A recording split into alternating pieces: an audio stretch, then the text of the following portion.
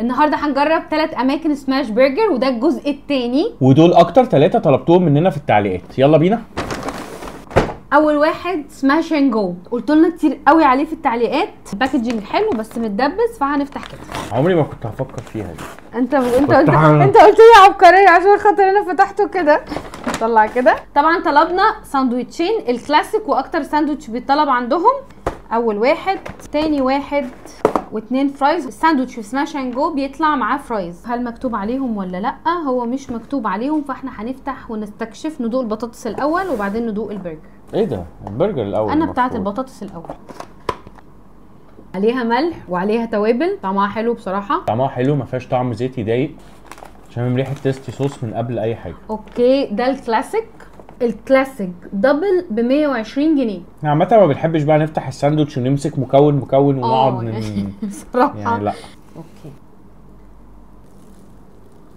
انا عاجبني جدا الساندوتش، بالانس جدا. الكارملايزد اونيون حلو قوي، الصوص حلو جدا، العيش معمول مظبوط وفريش، البيف باتي نفسها مستويه مظبوط قوي، واخده لون مظبوط. بصراحه ساندوتش كلاسيك طعمه حلو قوي. هي بس الفكره كلها ان انا دلوقتي مش فاهمه ليه الكلاسيك بقى معاه تيستي صوص. يعني انا افضل الكلاسيك معاه كاتشب وماسترد او كاتشب مايونيز. يعني اللي بعده تاني ساندوتش اسمه تشيزي مشروم، وده ب 140 جنيه الدبل. هنقسم وندوق.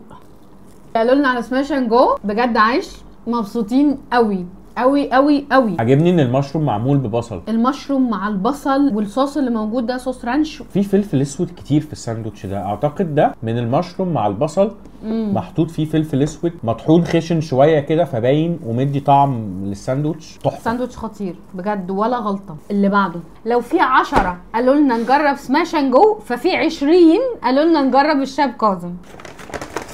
التو ساندوتشز ومعهوش فرايز، هل مكتوب عليهم؟ مش مكتوب عليهم. الكلاسيك سماش برجر عند شاب كاظم اسمه تشيزي سموكي برجر، ده ب 120 جنيه. هو اسمه الشاب كاظم مش الشاب كاظم. شاب كاظم ده اللي هو جزائري. الشاب كاظم؟ الشاب عادي. طب الشاب كاظم مش الشاب كاظم. ما انا بقى التعود بقى، حسيت ان هو الشاب خالد جاي بقى وعايش.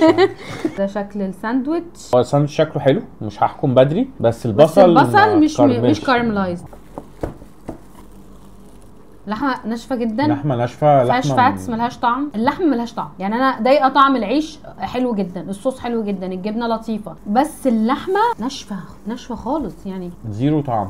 بغض النظر عن اللحمه مش عارف، لا حاسه هو مش وحش يعني، بس في احسن من كده بكتير. حتى البيكلز مش مالحه. لسه هقول الخيار مش متخلل كامل، فهو ناقص حاجه كده يعني، وانت بتاكله في حاجه مش موجوده. هو لو عشان هو انت المفروض تاكل ساندوتش برجر سماش برجر، الجوس بتاعه اللحمه والفاتس بتاعه اللحمه لازم تبقى طالعه على الحاجه اللي حواليها علشان خاطر تديها من طعمها وتاخد من طعمها. غير كده التشيز صوص برضو الكواليتي بتاعته مش احسن حاجه قوي، مش سيء، ولكن برضو في احسن من كده بشويه يعني. كنت فاكراه هيبقى احلى من كده، بس هو يبقى المفروض احلى من كده. فكره البصل اللي هو ولا هو ني ولا هو مكرمل ده مش ده لطيفه. بيضايق يعني. البصل يا يبقى يلسع كده يا يبقى متكرمل خالص، لكن البصل اللي في النص ده حتى ملمسه ما بيبقاش احلى حاجه يعني. نشوف اللي بعده. الساندوتش التاني تشيزي مشروم دبل ب 140 جنيه. نقطع. مفيش طعم برجر. تشيز صوص اللي هنا بريزيدون كوبايه، جبنه كوبايه، حساب اكل سندوتش جبنه، هو يطلع منه حاجه حلوه. يعني فعلا هو مش سيء يعني. انا هاكله، ده انا هاكل الساندوتش عادي، بس فعلا هو انا حاسه ما باكل جبنه باللحمه، هي اللحمه ما فيهاش جوس دي خالص. هو السماش برجر قايم على الفاتس اللي بتبقى فيه. هو البرجر ده بيفكرني بالبرجر بتاع ماكدونالدز، اللي هو البرجر الناشف اللي ملوش طعم، اللي بتاع تشيز برجر رفيع قوي.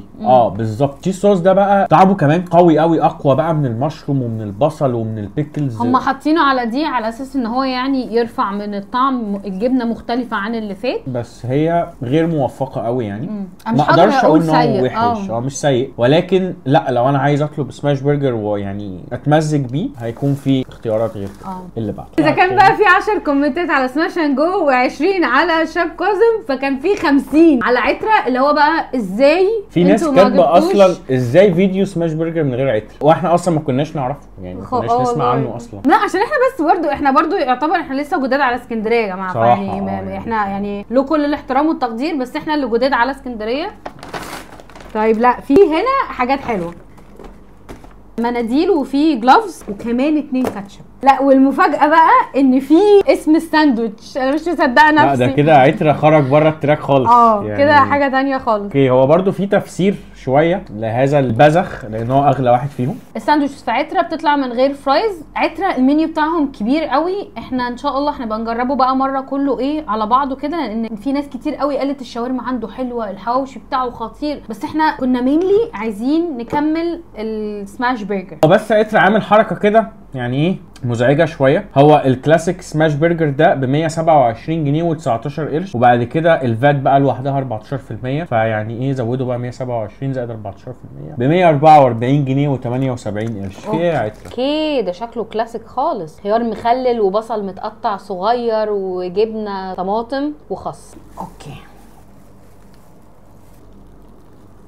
عشان كده عندهم حق. انا هقول كلمه واحده، هو ده البيج ماك اللي بيقولوا عليه. ايه تعالوا ان هو ناقصه حته عيش في النص بس. حتى الخيار المخلل فيه طعم الشبت بتاع ماكدونالدز. اللحمه هنا احلى شويه، بس هي برضو مش احلى يعني مش احلى لحمه برجر، بس هي لا فيها الساندوتش طعم، صايع فيها طعم حبيته. لا مظبوط، حبيته انا ممكن اخلصه.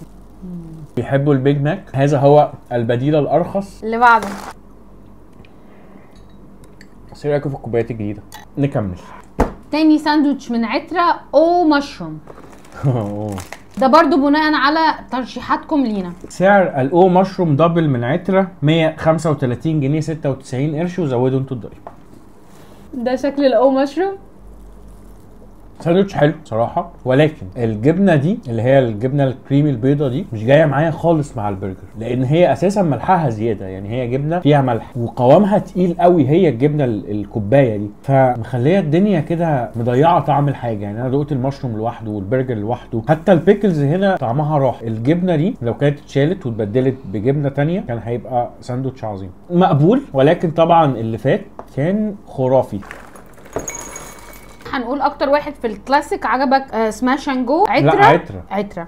انا كمان عترة. اكتر واحد عجبني في الكلاسيك كان عترة. اللي بعده على طول سماش اند جو. احلى برجر النهارده، يعني احلى لحمه سماش اند جو. سماش اند جو احلى لحمه. اللحمه بتاعت التو ساندويتشز حلوين جدا جدا. الحاجه الوحيده بس اللي عليا تعليق عليها ان هم حاطين تيستي صوص في الكلاسيك، وغالبا هو ده اللي الناس حباه. اما بقول يعني هو طالما الناس عاجبها كده فتمام جدا، بس انا مع اللي هو الكلاسيك بتاع عترة. اكتر ساندوتش بقى تاني عجبك في المشروم؟ سماش اند جو. سماش اند جو. برافو برافو برافو. يعني هو محتاجين بس يزودوا مشروم شويه، بس بصراحه بالنسبه للسعر بتاعهم، بالنسبه للسعر لا تمام. اصلا 2 ساندوتشز ومعاهم 2 فرايز ب 260 جنيه، ده يعني صباح الدلع بجد. كده نكون جربنا 3 اماكن سماش برجر، وده كان الجزء الثاني. لو عجبكم الفيديو ما تنسوش تعملوا لايك وفولو، ونشوفكم الفيديو الجاي، وقولوا لنا نجرب اماكن ايه سماش برجر تانية.